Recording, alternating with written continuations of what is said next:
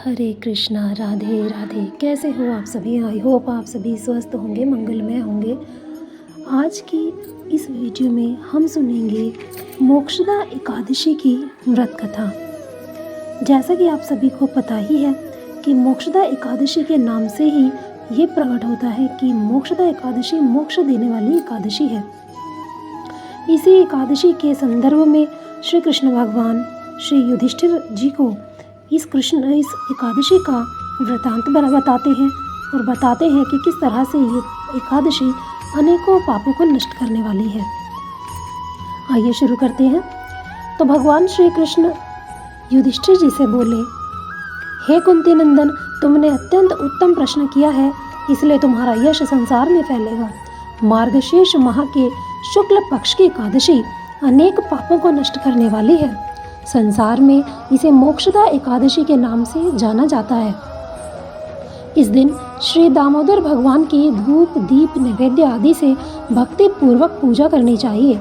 इस एकादशी के व्रत के पुण्य के प्रभाव से नरक में गए हुए माता पिता पितर आदि को स्वर्ग की प्राप्ति होती है। प्राचीन गोकुल नगर में वैखानस नाम का एक राजा राज्य करता था। उसके राज्य में चारों वेदों के ज्ञाता ब्राह्मण रहते थे।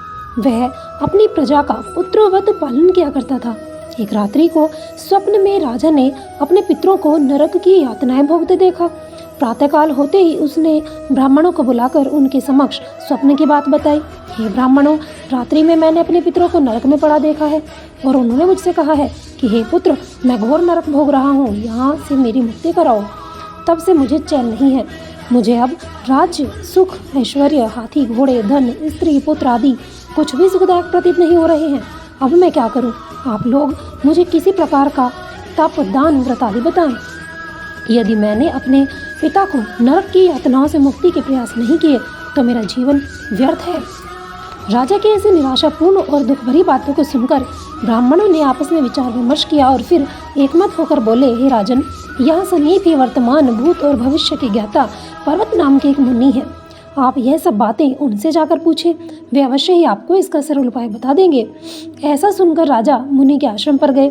चारों वेदों के ज्ञाता पर्वत मुनि दूसरे ब्रह्मा के समान दिखाई दे रहे थे। राजा ने उनसे साष्टांग प्रणाम किया तथा अपना परिचय दिया। पर्वत मुनि ने कुशल क्षेम पूछी। तब राजा ने बताया, हे देवर्षि, आपकी कृपा से मेरे राज्य में सब कुशल हैं, परंतु अकस्मात ही मेरे सामने ऐसी समस्या खड़ी हुई है जिससे मुझे बड़ी अशांति हो रही है। पर्वत मुनि ने गंभीरतापूर्वक राजा की बात सुनी, फिर नेत्र बंद कर भूत और भविष्य पर विचार करने लगे। कुछ देर गंभीरतापूर्वक विचार करने के बाद बोले, हे राजन, मैंने योग बल के द्वारा तुम्हारे पिता के समस्त कुकर्मों का ज्ञान प्राप्त कर लिया है। उन्होंने पूर्व जन्म में अपनी पत्नियों में भेदभाव किया था। अपनी बड़ी रानी के कहने में आकर उन्होंने अपनी दूसरी पत्नी के ऋतुदान मांगने पर भी नहीं दिया था। उन्हें अपने उसी पाप कर्म के फल के कारण नरक में जाना पड़ा।